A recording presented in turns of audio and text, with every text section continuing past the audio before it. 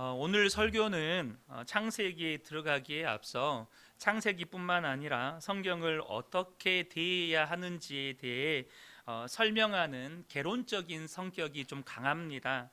우리 성도님들께서 집중해서 오늘 설교를 이렇게 따라오시면 좋을 것 같습니다. 창세기는 크게 두 부분으로 나뉩니다. 1장부터 11장까지를 인류의 원 역사라고 하고요. 그리고 아브라함이 나오는 12장부터 50장까지를 구속사로 이렇게 구분을 합니다.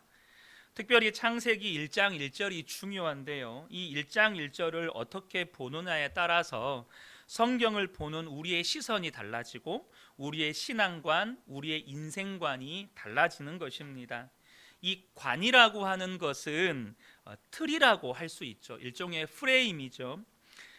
사람은 특이한 것이 자신이 가지고 있는 이 틀, 이 프레임 이상을 보지 못한다는 것입니다. 그런데요, 우주에 나가본 사람들이 우주에서 한 점밖에 되지 않는 지구를 보게 되면 어떤 종교적 체험과 비슷한 어떤 그런 신비한 경이로움을 느낀다고 해요. 그래서 이 우주에 다녀오신 사람들끼리 모임을 결성해서 책을 하나 썼는데 The Overview Effect라는 제목의 책입니다. 서울대 심리학과 최인철 교수라는 분이 강연 중에 이 책을 인용해서 이런 말씀을 하셨어요. 높은 곳에서 큰 그림을 보고 나면 사소한 것은 사소한 것으로 볼 줄 알고 본질적인 의미를 찾을 수 있는 관점이 생긴다. 큰 그림을 한 번 보고 나면 이제는 더 이상 그 전과 같은 삶의 방식으로 살 수 없다. 사물을 다른 위치에서만 볼 수 있어도 우리의 인생에는 변화가 일어난다는 것입니다. 하물며 이 창세기 1장, 하나님의 말씀인 창세기 1장을 우리가 어떻게 이해하느냐에 따라서 우리의 인생이 완전히 달라질 수밖에 없다는 것입니다. 성경을 읽을 때 우리가 어떤 관점을 가지고 읽느냐는 정말 중요해요. 하지만 본문의 내용이 더 중요합니다. 내가 어떤 관점으로 읽느냐보다 본문이 어떤 내용이냐가 더 중요하다는 거예요. 그런데 또 그 본문 자체에만 집중하게 되면 문자주의에 빠질 수가 있어요. 무슨 말이냐? 본문의 문자적인 의미보다 더 중요한 것이 성경을 기록한 저자의 의도입니다. 그래서 이 저자가 이 단어를 채택하고 이 문장을 썼을 때 어떤 이유와 의도를 가지고 썼는지를 아는 것이 단순히 문자적인 의미보다 더 중요할 때가 많다는 거예요. 그러면 여러분, 창세기의 저자는 누구시죠? 하나님이시죠. 이 정도는 다 기본적으로 알고 계시죠. 모든 성경의 저자는 하나님이십니다. 특별히 좀 더 자세히 설명을 하면 이 창세기는 하나님께서 모세를 통하여 기록한 책입니다. 그런데 이 모세가 이 책을 언제 기록했나요? 이것이 창세기를 기록한 하나님의 의도와 목적을 이해하는데 굉장히 중요합니다. 당연히 모세가 바로의 궁전에 살던 공주의 양자로 살던 시대는 아니었습니다. 또 그가 살인자로 몰려서 광야로 도망쳐서 목동으로 살던 이 40년의 시간도 아니었어요. 그가 80살에 하나님의 부르심을 받아서 하나님께 등 떠밀려서 이스라엘 백성들을 애굽에서 구출해내는 지도자로 세움을 받습니다. 400년 동안이나 애굽에서 노예 생활을 하던 이스라엘 백성들을 출애굽시키죠. 하지만 이 모세는 가나안 땅에 들어가지 못하고 가나안 목전에서 죽게 되죠. 그럼 이 창세기는 언제 기록된 걸까요? 바로 이 광야 40년 동안에 기록된 책이라는 거예요. 그러면 이 광야 40년 중에 언제쯤 기록된 책일까요? 성경을 보면 이스라엘 백성들이 시내산 아래에서 2년 남짓 머물렀던 시기가 있습니다. 그때 모세가 하나님의 부르심을 받아서 시내산에서 하나님의 영광을 경험하고 십계명을 받고 그리고 하나님과 깊은 교제의 경험을 하게 되는데, 모든 학자들의 일치된 견해가 바로 이때입니다.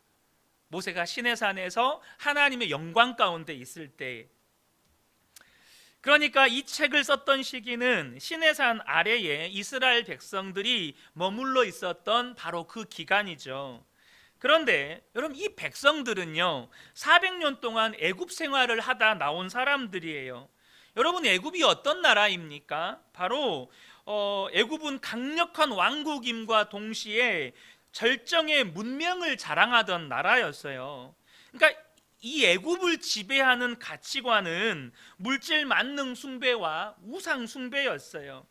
이스라엘 백성들은 그 문화와 문명이 뼛속 깊이, 그들의 마음속 깊이 새겨진 사람들이에요. 그래서 여러분, 그들이 놀라운 기적을 통해서 출애굽을 경험했지만, 여러분 얼마 가지 못해서 여러분 그들이 어떤 소리를 말하기 시작합니까? 물 주세요, 먹을 것 주세요, 고기 주세요. 그러니까 이스라엘 백성들의 영적인 상태는 애굽인과 똑같았다는 거예요. 이것이 그대로 이 불평과 불만이 모세를 향하고 그리고 하나님을 향한 불신앙으로 자리 잡게 됩니다. 그리고 바로 이때에 하나님께서 모세를 시내산으로 불러서 성령으로 이 창세기를 받아 적게 하신 거예요. 바로 창세기를 비롯한 모세오경이죠. 그런데 그때 그런 배경에서 기록된 창세기 말씀이 나와 무슨 상관이 있냐는 거예요. 여러분, 3500년 전에 기록된 이 창세기 말씀이 여러분과는 무슨 상관이 있습니까? 도대체 이 말씀이 나에게 던져주는 의미가 뭐냐는 거죠. 먼저 우리가요, 이 창세기 1장에 기록된 창세기의 몇 가지 절대 선언을 아셔야 돼요. 첫 번째는 뭐냐? 하나님이 계신다는 것입니다. 두 번째는 하나님이 모든 것의 시작이라는 거예요. 하나님이 모든 우주 만물을 창조하셨다. 하나님이 우리 인생들도 창조하셨다. 창세기 1장 1절이죠. 태초에 하나님이 천지를 창조하시니라. 아멘이십니까? 여러분, 천지를 창조했다는 말은 단지 우주 만물만 창조했다는 말이 아니에요. 이것을 신약의 골로새서에는 이렇게 표현을 합니다. 골로새서 1장 16절에 만물이 그에게서 창조되되 하늘과 땅에서 보이는 것들과 보이지 않는 것들과 혹은 왕권들과 주권들과 통치자들이나 권세자들이나 만물이 다 그로 말미암고 그를 위하여 창조되었다라고 말씀하시는 거예요. 모든 세상의 역사와 왕권과 주권과 통치자들과 권세들의 시작이 하나님이시라는 거예요. 세 번째, 하나님은 목적을 가지고 사람을 지으셨다는 것입니다. 하나님이 사람을 지을 때 그냥 즉흥적으로 기분 따라서 지은 게 아니라 분명한 목적을 가지고 사람을 지으셨다는 거예요.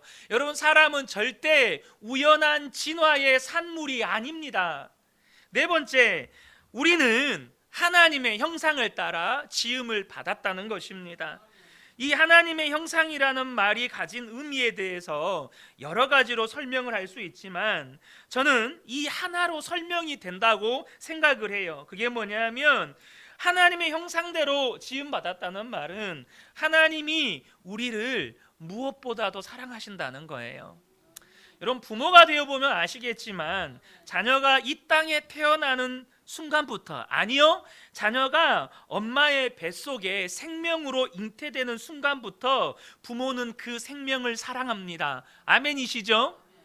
왜 그렇습니까? 조금 어려운 표현으로 이야기하면 나의 유전자를 가지고 있기 때문이에요. 좀 쉬운 표현으로 이야기하면 나를 닮은 내 자식이기 때문이에요. 우리가요, 하나님을 닮았대요. 하나님이 우리를 보실 때 나를 닮은 내 자식으로 본다는 거예요. 그래서 하나님이 우리를 그렇게 사랑하신다는 것입니다. 다섯 번째 선언은 생사화복은 하나님의 주권이라는 겁니다. 하나님 외에 그 어떤 존재도 인생들의 생사화복을 주관할 수 없다는 거예요. 그것이 26절에서 28절의 말씀입니다.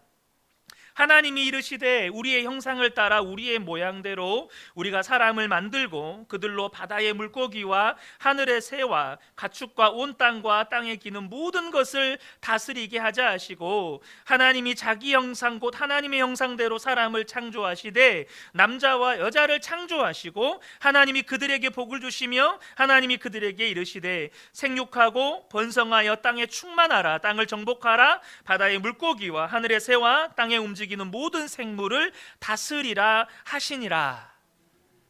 여러분, 이 다섯 가지 창세기 1장의 선포를 기억하셔야 돼요. 중요한 사실은 하나님은 이것을 선포하셨다는 거예요. 다시 말해서 이것을 우리를 설득시키거나 이해시키기 위해서 하신 말씀이 아니라는 겁니다. 야, 제발 좀 내가 이렇게 말할 테니까 좀 이해 좀 해줘. 내가 이렇게 설명할 테니까 좀 네가 이거 좀 설득 좀 당해줘. 이런 의미가 아니라는 거예요.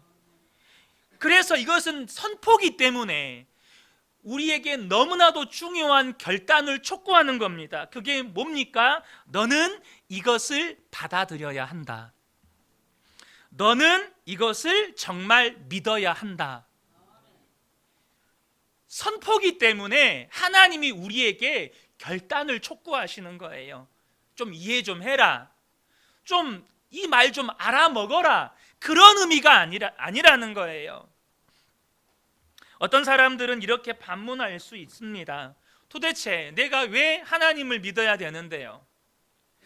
이 질문에 답을 얻으려면 하나님께서 도대체 왜 창조하셨는가부터 우리는 질문해 봐야 돼요. 2절의 말씀을 보겠습니다. 땅이 혼돈하고 공허하며 흑암이 깊음 위에 있다라고 성경은 말씀해요. 여기 2절의 땅은 이 우주적인 의미에서 지구를 말합니다. 그런데 이 지구가 어땠다고요? 혼돈하고 공허하고 흑암이 깊음 위에 있었다는 거예요. 이 혼돈이라는 말은요, 형태가 없었다는 말입니다. 다시 말하면 질서가 없었다는 거예요. 여러분, 땅과 하늘, 산과 들, 강과 바다, 이 모든 것이 어우러지고 저녁이 되고 아침이 되고 계절이 바뀌고 싹을 틔우고 꽃을 피우고 열매를 맺고 새끼를 낳고 자라고 죽는 이 모든 것이 질서예요. 그런데 질서가 없었다는 거예요. 공허라는 말은 문자적으로 텅 비었다는 의미인데요, 그곳에는 어떤 생명체도 없었다는 거예요. 이걸 의역하면 의미가 없었다는 거예요. 의미. 무슨 말입니까? 우리는요, 꽃을 보면 아름다움을 느낍니다. 꽃으로 인해서 아름다움이라고 하는 의미가 생겨요. 자연을 보면서 경이로움을 느낍니다. 바로 의미가 생기는 거예요. 그런데 인생들이 언제 공허함을 느끼죠? 나의 수고와 나의 노력과 나의 어떤 이 모든 애씀이 나의 삶에 아무런 기쁨을 주지 못해요. 아무런 만족을 주지 못해요. 그게 뭐죠? 나의 수고도 나의 노력도 나의 애씀도 의미 없다는 거예요. 세 번째로 흑암은 어두움을 말하는데요, 빛의 반대 의미입니다. 신약 성경에서 빛은 예수 그리스도를 상징하고 생명의 역사를 상징하는데 그 어떤 예수 그리스도의 생명의 역사도 없다는 거예요. 이 지구가 그렇게 무질서하고 무의미하고 어둠으로만 가득했다는 것입니다. 그런데요, 왜 이 지구가 그런 상태가 됐죠? 이사야 14장 12절에서 15절을 보셔야 합니다. 너 아침의 아들 계명성이여 어찌 그리 하늘에서 떨어졌으며 너 열국을 엎은 자여 어찌 그리 땅에 찍혔는고 내가 내 마음에 이르기를 내가 하늘에 올라 하나님의 뭇별 위에 내 자리를 높이리라. 내가 북극 지폐의 산 위에 앉으리라. 가장 높은 구름에 올라가 지극히 높으신 이와 같아지리라 하는도다. 그러나 이제 내가 스올 곧 구덩이 맨 밑에 떨어짐을 당하리로다.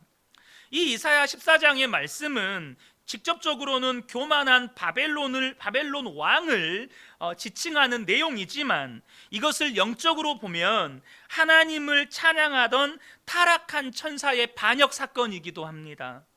그가 하나님과 같이 높아지려고 교만한 마음을 품고 타락했을 때 하나님 나라에서 추방되어서 사탄이 됩니다. 타락한 천사가 추방된 곳이 바로 하나님께서 천지를 창조하시기 전에 지구이고, 그가 이 지구상에서 왕노릇하기 때문에 성경은 사탄을 세상의 임금 혹은 공중 권세 잡은 자라고 말씀하는 거예요. 이걸 정확히 이해하셔야 돼요. 그래서 여러분, 세상의 임금 사탄이 다스리는 곳에는 무슨 일이 일어날까요?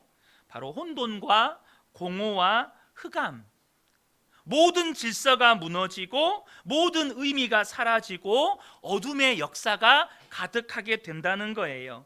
인생들의 삶의 질서가 없어요. 어디서 와서 어디로 가는지를 몰라 갈 바를 알지 못하고 방황하게 되죠.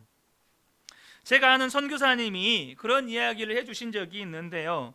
그분이 선교하는 곳은 아프리카에서 정말 가난한 나라 중에 하나인 모리타니라는 곳인데, 그곳은 공식적으로 이슬람 교도가 100%입니다.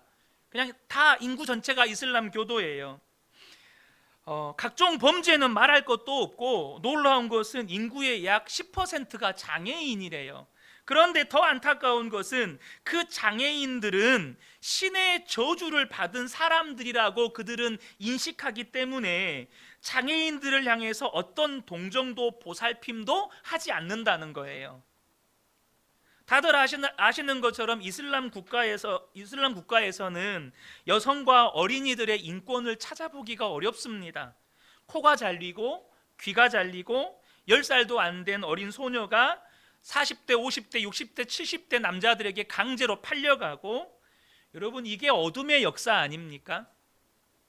제가 중국 단기 선교를 갔을 때 저희를 섬겨주시던 중국에서 사역하시던 집사님이 그때 당시에 중국의 현실을 이야기해 줬어요.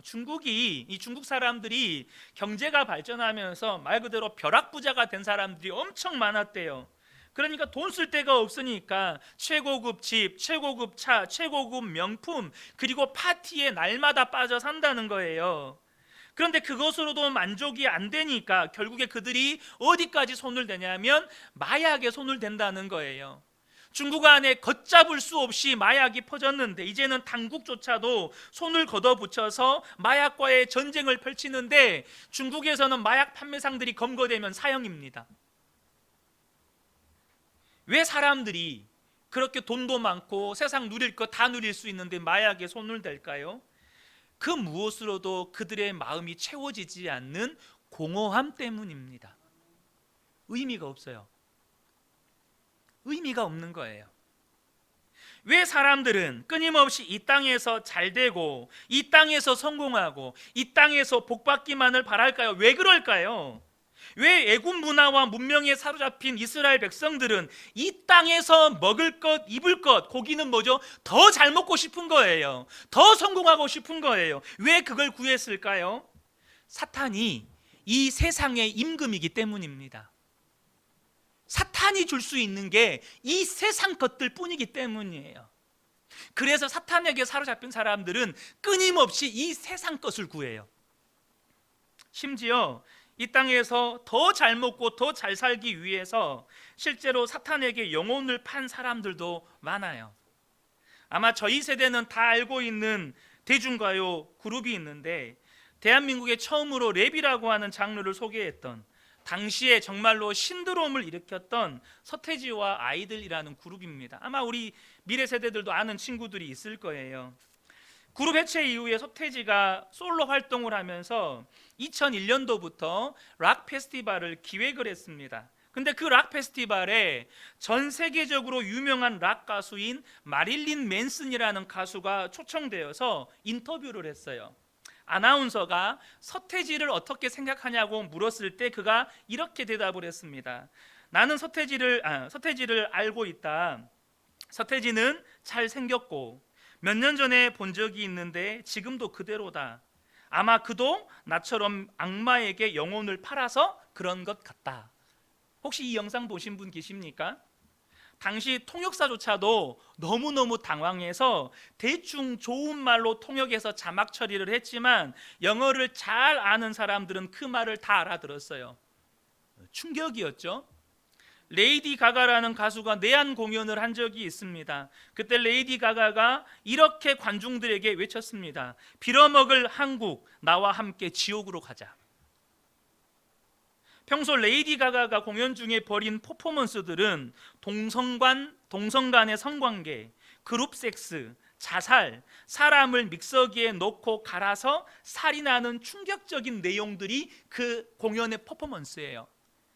근데 여러분, 더 기가 막힌 것은 이런 말도 안 되는 퍼포먼스에도 그곳에 참여하는 관중들은 혐오스러워하거나 거부감을 느끼는 게 아니라 열광하면서 너무 좋아서 기절까지 하는 사람들도 있다는 거예요.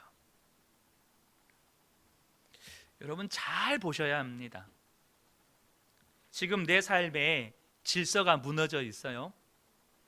나의 수고와 노력 별로 내 삶에 의미가 없어요.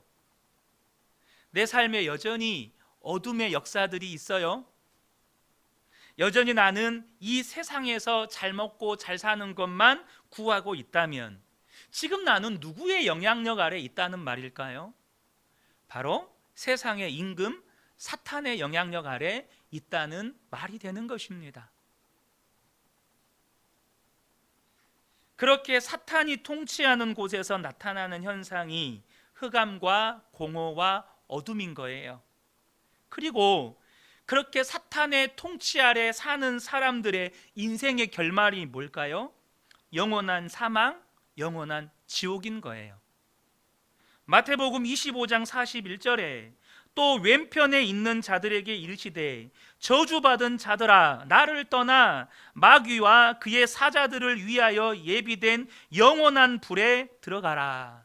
여기서 중요한 두 가지 사실을 알려줍니다. 첫 번째, 지옥은 원래는 마귀와 그를 따르는 사자들을 위해서 예비된 형벌 장소라는 거예요. 사람을 위해서 예비된 형벌 장소가 아니라는 겁니다.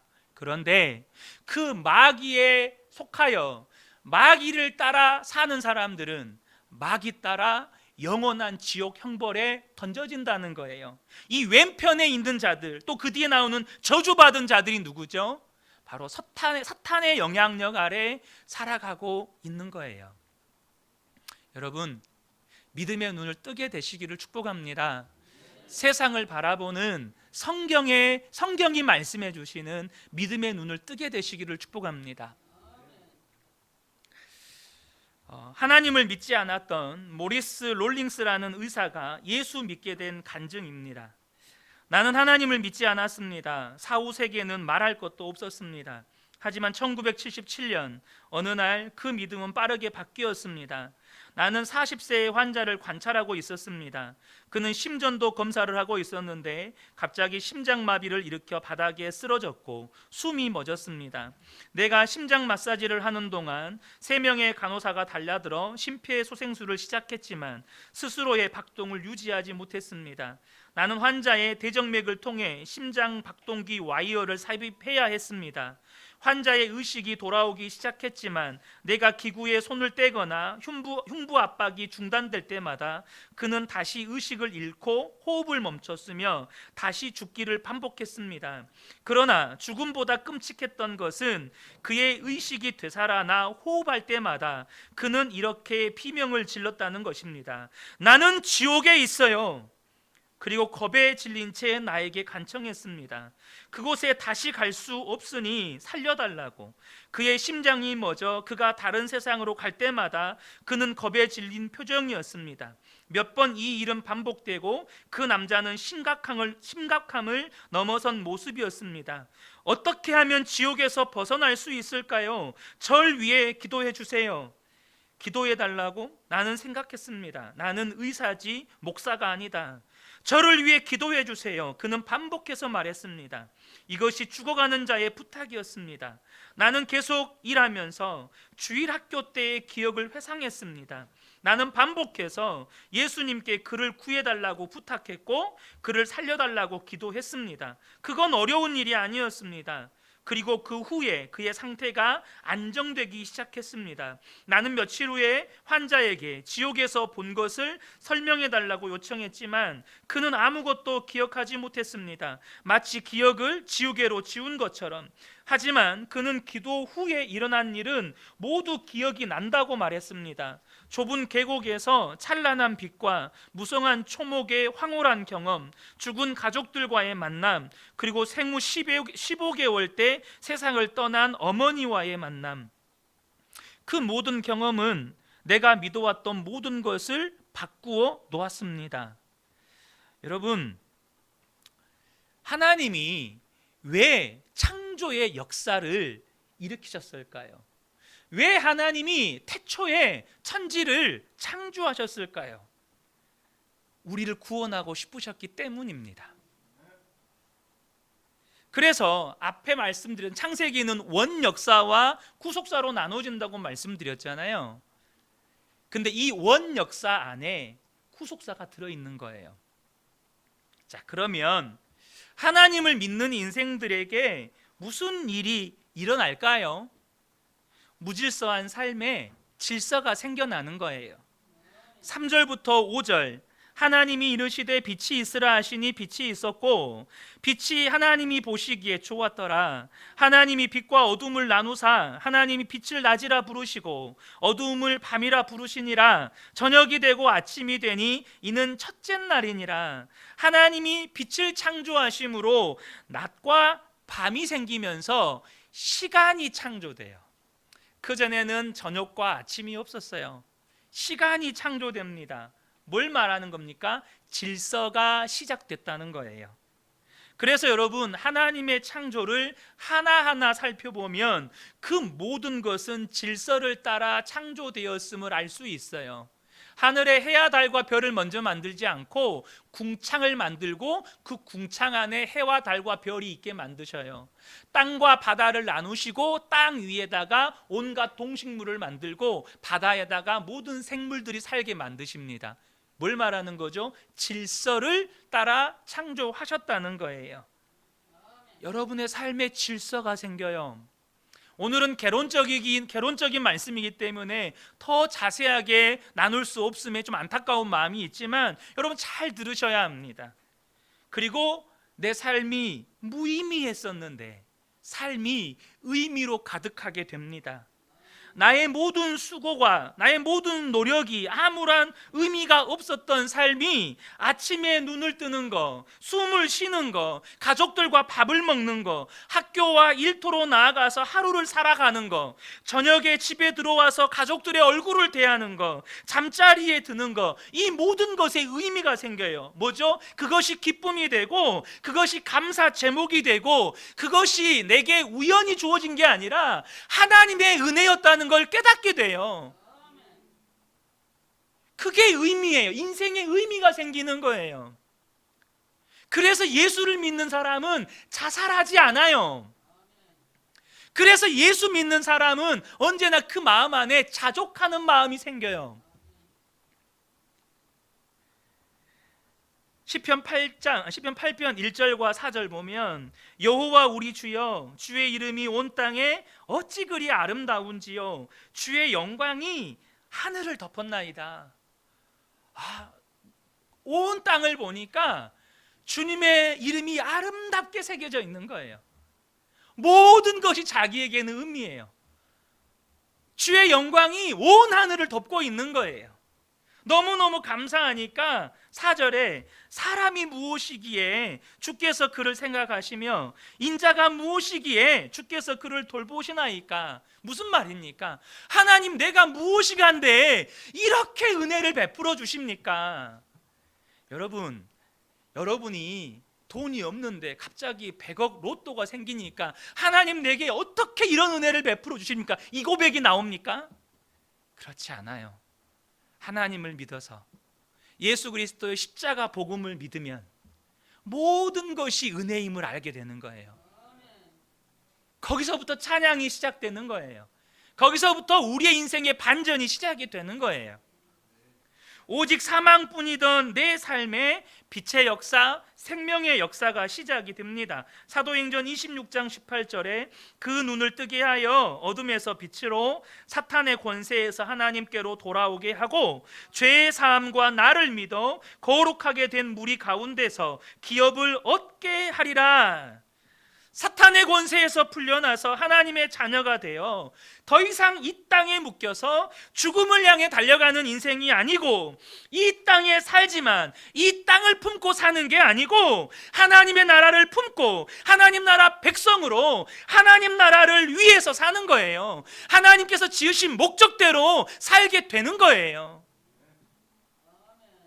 그리고 죄로 말미암아 잃어버렸던 하나님의 형상이 회복이 됩니다. 베드로전서 2장 9절에 그러나 너희는 택하신 족속이요 왕같은 제사장들이요 거룩한 나라요 그의 소유가 된 백성이니 이는 너희를 어두운 데서 불러내어 그의 기이한 빛에 들어가게 하신 이의 아름다운 덕을 선포하게 하려 하심이라.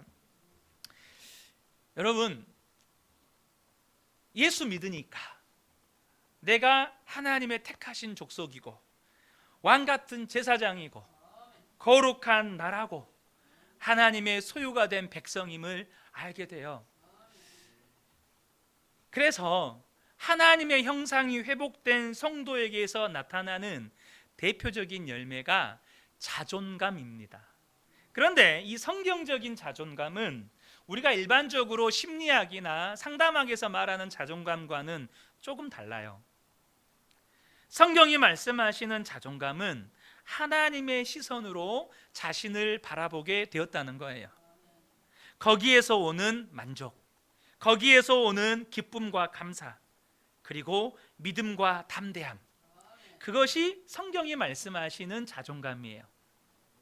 그래서 하나님의 형상을 회복한 사람은 자신의 외모가 잘나지 않아도 자신을 아름답다고 믿어요.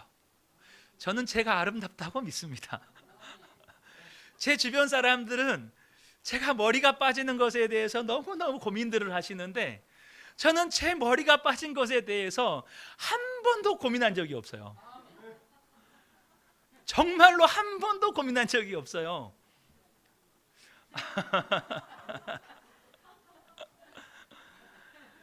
여러분, 제 머리가 굉장히 크거든요. 제가 군대를 갔는데 전투모를 주잖아요. 전투모 훈련병 때 전투모 전에 그 전투모를 주고 이제 우리 하이바라 그러죠. 이게 방탄모 이거. 그런데 이 방탄모가 안 들어가는 거예요. 그래서 이게 여기를 꽉 조이니까 너무 아파서 그 안에 내피가 있거든요. 그 내피를 떼내고 그냥 썼어요. 그러니까 좀 살 것 같더라고요. 그래서 나중에 모자가 안 맞은 사람들 바꾸라고 해서 갔거든요. 제가 제일 마지막에 남았어요. 왜 그럴까요? 제일 큰 사람이 저였거든요.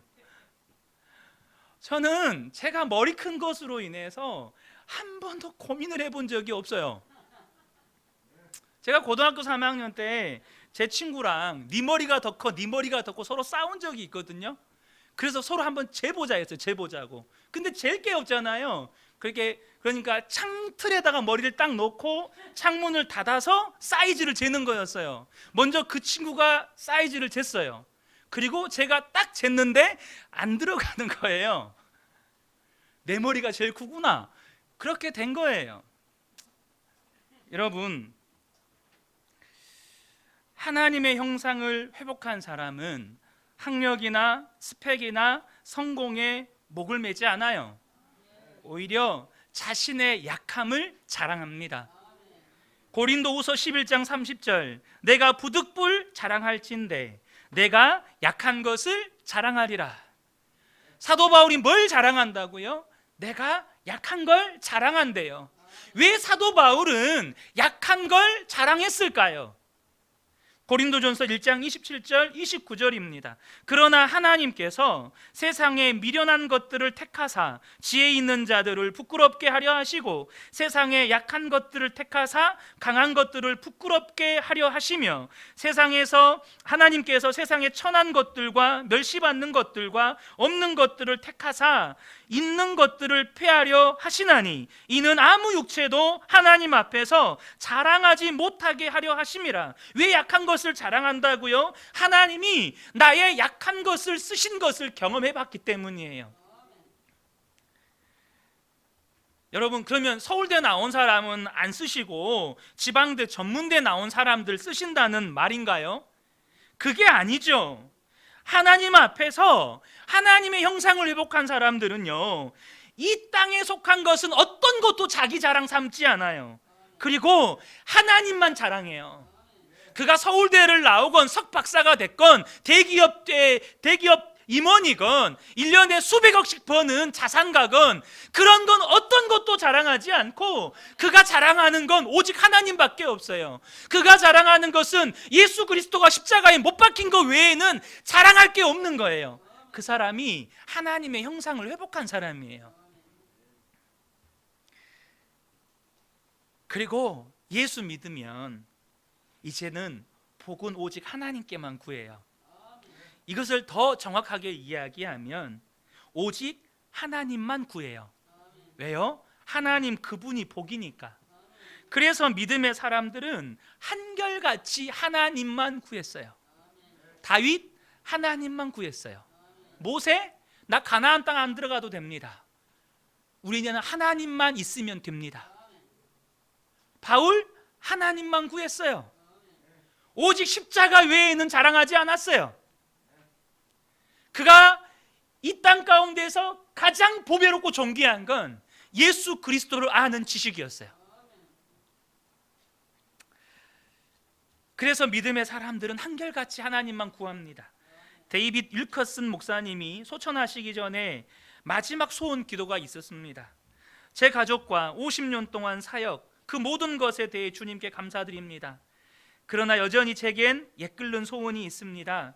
한 가지 소원이 있습니다. 그것은 사람들의 칭찬을 구하는 것도 아니고 그들의 감사에 기뻐하는 것도 아니고 안락한 삶을 구하는 것도 아니고 보장된 노후 설계를 원하는 것도 아닙니다. 이 한 가지에 비하면 제가 언급한 것들은 정말 아무것도 아닙니다. 예수님을 닮고 싶습니다. 예수님의 얼굴을 바라보고 예수님을 나타내고 싶습니다. 너희는 내 얼굴을 찾으라 하실 때에 내 마음이 주님께 말합니다. 여호와여, 내가 주의 얼굴을 찾습니다. 제가 주님을 구합니다. 오직 주님을 닮기 원합니다. 여러분, 예수 믿는 사람은요 하나님만 구해요. 여러분, 예수 믿으셔야 합니다. 믿어도 진짜 바로 믿으셔야 돼요. 무질서한 삶에 질서가 생기고 의미 없던 삶에 하나하나 의미로 채워지게 되고 마귀의 역사, 어둠의 역사만 가득했던 내 삶에 생명의 역사가 시작되고 하나님의 형상을 회복하고 오직 복이신 하나님과 동행하는 삶을 살게 되는 거예요. 그 믿음 하나가 내 모든 삶을 완전히 바꿔놓는 겁니다. 그 믿음 하나가 내 삶의 천지개벽을 일으키는 거예요. 내 삶에 놀라운 창조의 역사가 시작되는 겁니다. 우리 모든 성도님들의 삶에 이 놀라운 창조의 은혜의 역사가 날마다 일어나게 되시기를 예수님의 이름으로 축복합니다. 아멘.